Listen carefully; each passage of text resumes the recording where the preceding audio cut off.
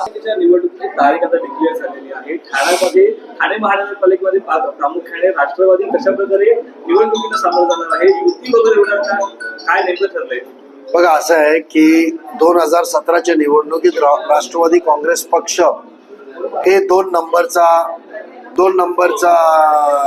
पक्ष होता. तर त्या बाबतीत 2 नंबरचा पक्ष आम्ही होतो.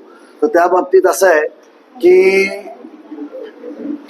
आज आमची स्वबळावर तर लढण्याचा आमची तयारी आहे. 400 पेक्षा जास्त आमच्याकडे उमेदवारी अर्ज आलेले आहेत आणि प्रत्येक प्रभागात आमच्याला पॅनल उभा करण्याची आमची पूर्व तयारी झालेली आहे. आतापर्यंत आम्हाला पक्षाने काही निर्देश दिलेले नाही आहेत, पण युतीमध्ये किंवा शिवसेनामार्फत चांगला प्रस्ताव मान सन्मानाने काय असेल तर त्याचा विचार करू. नाहीतर आम्ही आधीच स्वबळावरचा नारा 2 महिना आधीपासून आम्ही दिलेला आहे आणि त्याची तयारी आमची पूर्ण झालेली आहे. परंतु पाहिलं तर महानगरपालिकेमध्ये महायुतीमध्ये असेल शिंदे आणि भाजपच्या नगरसेवकांचं संख्याबळ कुठेतरी जास्त आहे. तर अशामध्ये राष्ट्रवादीकडून नेमकं तुम्ही किती जागांची मागणी करणार आहात? बघा, आज बघायला गेलो तर आम्ही 38 जागा तर आमचे स्वतःचे होते जे आम्ही स्वतः मागणार आहोत. आम्ही राष्ट्रवादी काँग्रेस पक्ष म्हणून 38 जागांवर निवडून आलेले होते. तर 38 जागा तर आम्हाला भेटणं कर्मप्राप्तच आहे. 38 जागा तर आम्हाला किमान भेटलं पाहिजे आणि ती मागणी आमची आधीपासून आहेत का 38 जागा आम्हाला पाहिजे.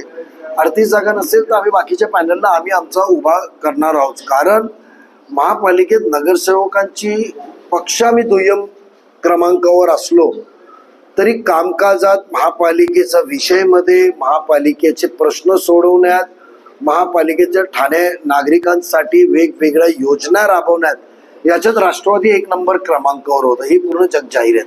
म्हणून नाहीतर आम्ही नागरिकांसमोर जायला आमची पूर्ण तयारी आहे. आणि असं पण आम्ही जेवढं शक्य होईल तर आमचा भाजप सोबत जायचा आमचा विचार अद्याप अजिबात नाही आणि नसणार. सर, आपण जर पाहिलं तर मुख्यतः भाजप आणि शिवसेना या 2 पक्षामध्ये महापौराची लढाई, परंतु राष्ट्रवादी काँग्रेस पार्टी याची देखील भूमिका आहे. त्यामुळे जी राष्ट्रवादी काँग्रेस पार्टी ते किंग मेकर ठरणार आहेत त्या महापौर पदासाठी.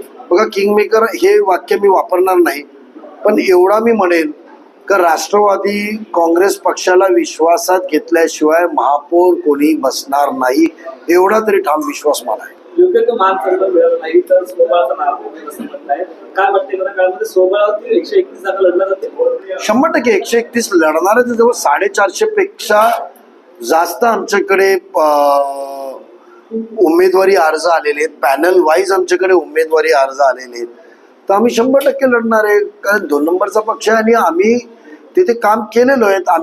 तुम्ही विधानसभाच्या निवडणुकीत या 2.5 विधानसभेमध्ये आपण मग त्याच्यानंतर लोकसभेच्या निवडणुकीत आपण या सर्वांनी आमच्या कार्यकर्त्यांची फळी, आमची तरुणांची फळी, विद्यार्थ्यांची, महिलांची जे कार्यकर्ते आहे वेगवेगळ्या परिसरात त्यांनी ते बघितलेले आहेत. तर त्या पद्धतीने आमच्या स्वबळाचा नारा तर आहेच.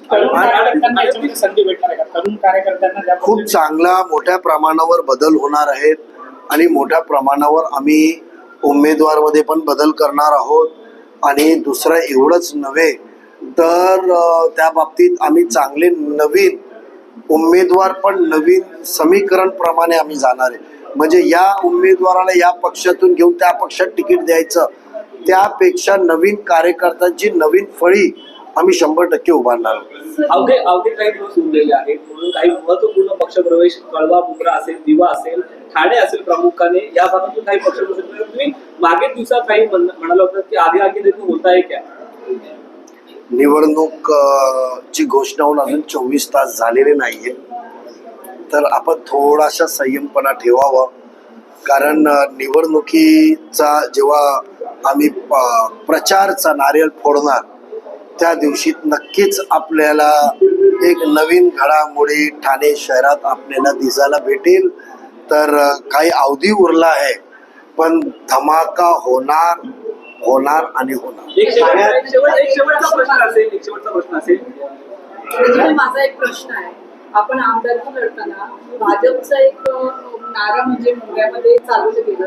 आता यावेळी जे आपण नगरसेवक पदासाठी आपले जे उमेदवार उभं राहणार आहेत, आपल्याला काय वाटतं यामध्ये फरक पडला का? आपली रणनीती कशी असणार आहे? रणनीती येत्या दिवसात आपल्याला कळेल, पण आम्ही आधीच सांगितलेलं आहे आम्ही महायुतीमध्ये जायला तयार नाही आहोत, पण आम्ही शिवसेनेबरोबर युती करायला तयार आहोत. नाहीतर आम्ही स्वबळावर जाणार, तर भाजपबरोबर युती करण्याचा कुठला प्रश्नच उद्भवत नाही. 16 तारखेला चित्र असेल, 16 तारखेला चित्र असेल. 16 तारखेला आमचं मानसिकता आहे आणि आमचा प्रयत्न असेल की राष्ट्रवादी काँग्रेस पक्ष 2017ची जी आकडेवारी होती तेवढी जवळपास गाठेल. बंडखोरी होऊ नये म्हणून यासाठी सोहळ्याचा नारा दिला जातो. बंडखोरीपेक्षा कार्यकर्त्यांना न्याय देण्याचा आमचा नारा आहे. कारण मला स्वतः सोयीप्रमाणे मला निवडून येईल, लवकर घरी बसून निवडून येता येईल म्हणून मी युतीच्या मागे जाणार. म्हणजे 5 वर्ष जे कार्यकर्ता आमच्या अवतीभोवती फिरतात त्यांना संधी कधी भेटेल, म्हणून कार्यकर्त्यांना न्याय देण्यासाठी आमच्या स्वबळाचा नारा आहे. आम्ही किती सीट आणणार काय आणणार त्यापेक्षा कार्यकर्ता जीवन ठेवणं हे पक्षाची प्रथम जबाबदारी आहे. म्हणून कार्यकर्त्यांना संधी दिल्याशिवाय कार्यकर्ता एक नेतृत्वामध्ये तयार कसं होणार त्या परिसरात, म्हणून त्या विचारसरणीला पुढे घेऊन आम्ही स्वबळाचा नारा दिलेला आहे.